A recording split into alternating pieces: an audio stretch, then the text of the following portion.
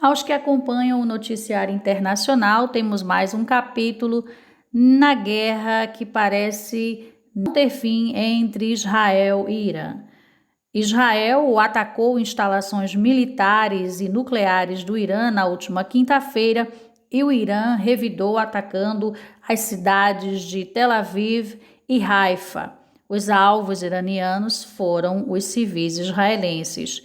Israel, além de ter atacado as bases militares, também cometeu assassinatos de integrantes do alto escalão das guardas revolucionárias do Irã, que são consideradas como um grupo terrorista por países como Estados Unidos, França e Alemanha, e também cientistas que faziam parte do programa nuclear iraniano. Os dois países continuam a se atacar. Israel confirmou 3 mortes no sábado com os ataques do Irã, e esse disparo de mísseis iranianos deixou cerca de 80 pessoas feridas. Já na madrugada do domingo, o 4º dia do conflito, pelo menos 5 mortes foram confirmadas no estado de Israel. O Irã afirmou no sábado que um ataque a um prédio residencial em Teherã deixou 60 mortos, dentre eles 20 crianças. Até sexta-feira, 80 pessoas haviam morrido, e aí está incluindo os militares. A maioria das pessoas que morreram eram de civis, com 320 pessoas feridas. O conflito vai escalando cada vez mais, e aí a gente vai acompanhando nos noticiários cada desenvolvimento dessa escalada entre Israel e Irã.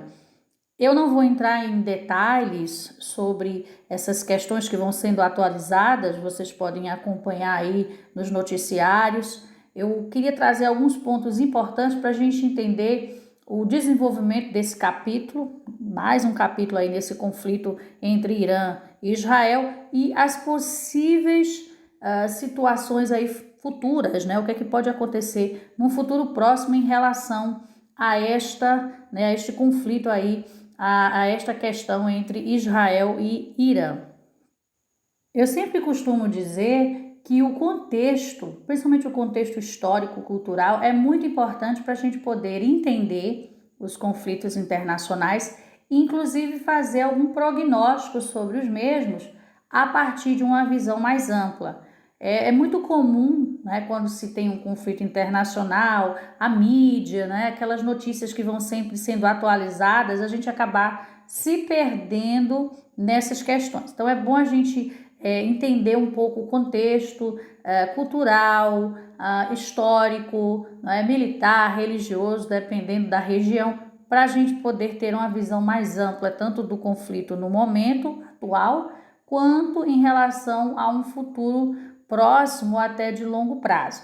Um ponto importante que eu queria trazer é o seguinte: esse ataque de Israel era algo que já havia, já estava sendo, não é, programado, preparado há um tempo. Não é uma coisa que se pensou do dia para a noite. O Estado de Israel tem essa questão de pensar em operações militares de longo prazo, porque é uma questão até realmente de sobrevivência, né? A convivência com os vizinhos árabes e até com o Irã, que não é árabe, é de cultura persa, ao longo desses anos foi transformando Israel num país de pensamento a longo prazo do ponto de vista de operações militares ou de autodefesa. Obviamente que nos últimos 30 anos, 40, 50 anos, a gente pode começar lá atrás com o acordo, né, os acordos ali de Camp David, quando o Egito se transforma no primeiro país ali daquela região a assinar uma paz com Israel. A partir daquele momento foram se construindo relações entre Israel e o mundo árabe. Porém, a gente sabe que o espectro, né, a possibilidade de confrontos, de conflitos entre os países ali, Israel, ainda é uma coisa real, com menos possibilidade, com menos força, mas ainda existe essa ideia de rivalidades, principalmente em relação ao Irã e aos seus proxies, os grupos terroristas que o Irã financia, como o Hamas e o Hezbollah. Então, o primeiro ponto é: Israel não agiu do dia para a noite, de maneira impensada. É algo que vem sendo planejado há algum tempo levando-se em conta esse risco que Israel considera em ter o Irã como um país que, projetando ali uma bomba atômica, né, a condição de atacar Israel com uma arma atômica, Israel preferiu se antecipar e atacar. Esse é o primeiro ponto. O segundo ponto é que, pelo discurso de Benjamin Netanyahu, primeiro-ministro israelense, e de outras figuras que têm aparecido aí, a gente observa que talvez o Estado de Israel e a pessoa do Benjamin estejam pensando em algo mais além do que simplesmente atingir alvos militares, alvos nucleares, né, do Irã, mas numa mudança de regime, na queda do regime dos ayatolás, o que significaria uma possibilidade da instauração de uma república, de um regime democrático, e aí obviamente seria algo positivo para Israel e para a região, já que o Irã voltaria a ter relações amistosas com os países daquela localidade. Então, antes do regime dos ayatolás, que foi instaurado em 1979 com a Revolução Islâmica, uma revolução de cunho religioso, tá? Antes desse regime, a gente tinha um outro regime que não era uma democracia, era uma ditadura também, era uma monarquia ditatorial, digamos assim, com Reza Pahlavi, a dinastia dos Pahlavi. E aí a gente tem a substituição, a tomada de poder pelos revolucionários, liderados pelo Ayatollah Khomeini, e aí a gente vai ter essa transição de um governo que era uma monarquia secularista, também uma ditadura, e aí esse governo vai ser substituído pelo governo dos ayatolás, que é uma teocracia xiita islâmica. Então é um local onde não existe liberdade de pensamento, liberdade de religião, as pessoas são perseguidas, as mulheres são maltratadas. Então é um regime também que não oferece uma dinâmica na economia, não há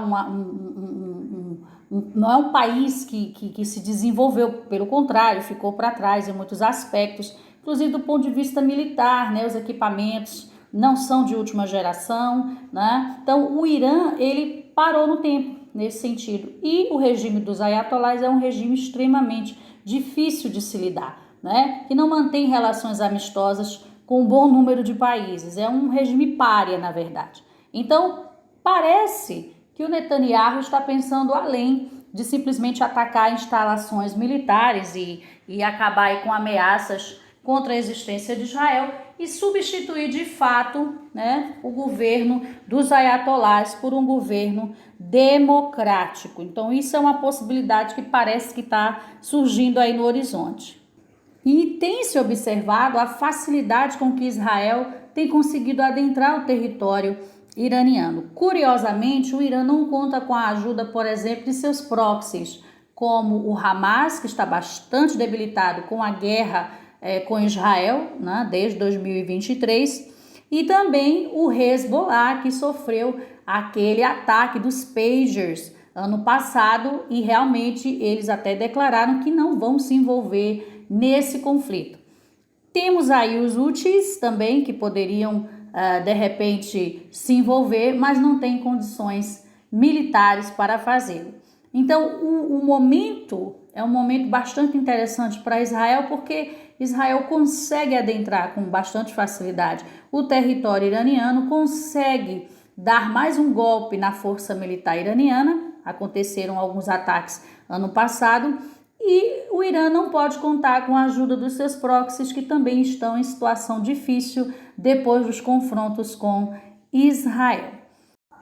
Um outro ponto importante em relação a esses ataques ao Irã é que tanto o Netanyahu quanto o governo israelense tinha evitado ser mais incisivo em seus ataques contra o Irã. Tinha evitado uma operação como essa, vinha, né, evitando há um bom tempo.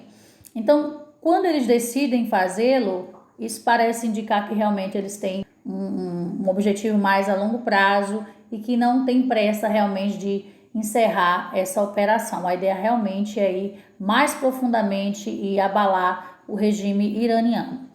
E isso é importante ser dito porque o Netanyahu tem enfrentado muitas situações, né, no seu governo. Ele é bastante polêmico, está envolvido em muitas polêmicas nesse período, né, de volta ao cargo de primeiro-ministro. Ele já foi primeiro-ministro antes. O Netanyahu, ele conseguiu, né, unir todos os lados dos espectros políticos em toda essa questão da sobrevivência.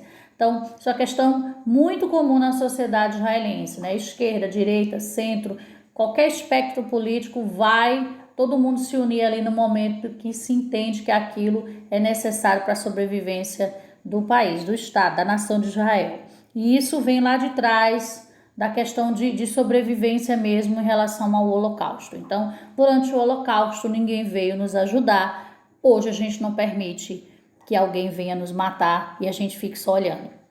Então isso é muito forte.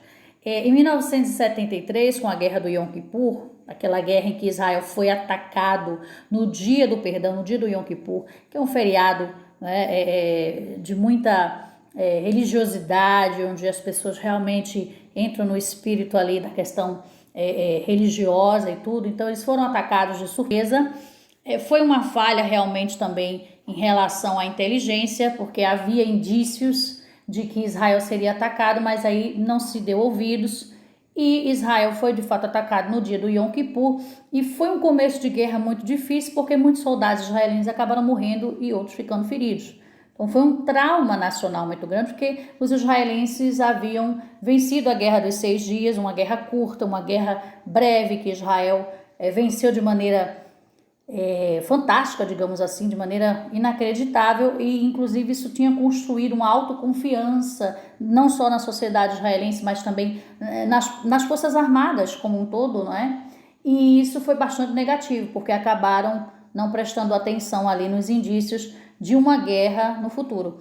E a guerra do Yom Kippur é como se fosse uma guerra de vingança dos árabes em relação à guerra dos 6 dias, né? A guerra de 1967. A gente tem ali, depois da guerra do Yom Kippur, esse trauma nacional, já acaba virando a situação e ganha a guerra, mas foi uma guerra onde se morreu muitos soldados e assim, foi um trauma muito grande. Então essa foi uma outra lição de Israel, de ficar atento e de ter cuidado para não ser aniquilado de vez. Então, o Benjamin Netanyahu conseguiu unir todo mundo em torno dessa ideia de que o Irã é uma ameaça existencial para Israel, então a gente vai atacar primeiro, tá? Os israelenses usam muito esse moto, né? Se alguém vier te matar, levante-se e mate primeiro. Então a gente vai se defender, tá? Então isso vem muito forte aí do instinto de preservação da sociedade israelense a partir do que aconteceu no Holocausto. Então, Israel faz de tudo para evitar uma ameaça existencial. Em relação a um futuro, né, como é que esse conflito vai se desenrolar, é muito provável que Israel também esteja buscando ali uma mudança de forças, né, na região.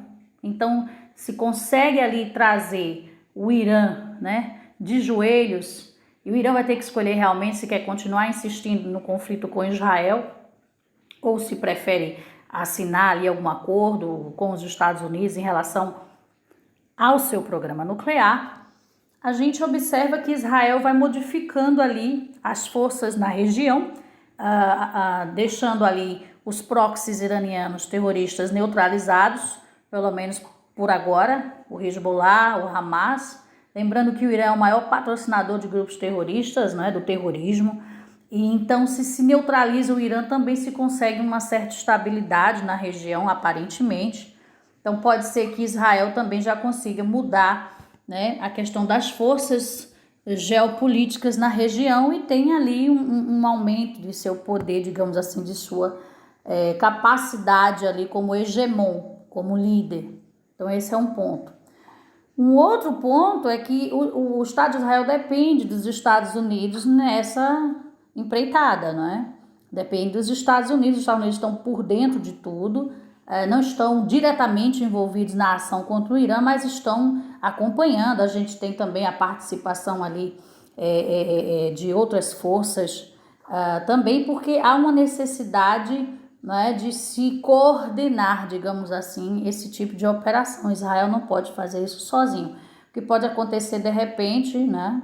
Donald Trump é bastante imprevisível, é que os Estados Unidos fiquem recuados, não queiram participar desse apoio a Israel. O que eu acho que é bem problemático eles não fazerem, porque essa questão de neutralizar o Irã está dentro dos interesses americanos também, porque o Irã é uma ameaça, né, para o mundo, na verdade, com esse regime dos ayatolás, que é um regime terrorista.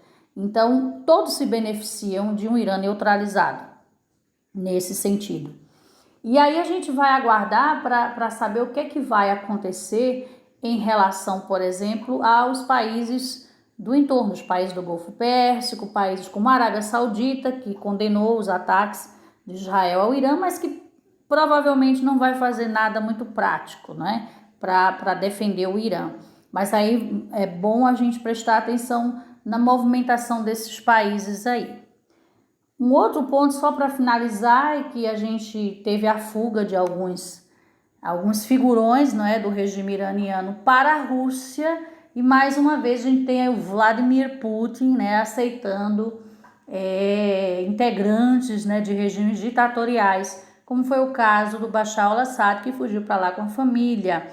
Isso mostra mais uma vez a ligação da Rússia, né, que é um país que a gente pode ficar de olho também, porque a Rússia pode sim fornecer algum tipo de ajuda militar, não é? Algum tipo de estratégia ali com relação ao Irã, de apoio ao Irã contra Israel.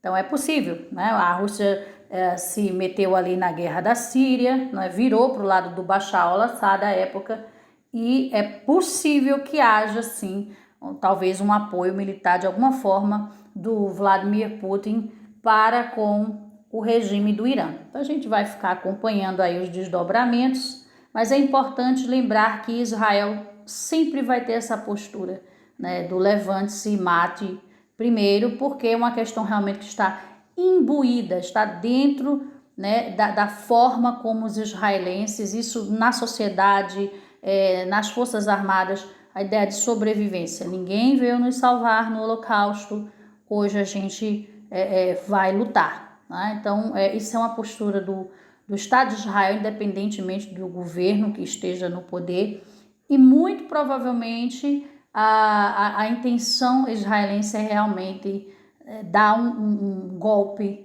no Irã que impeça esse país de continuar ameaçando a existência de Israel.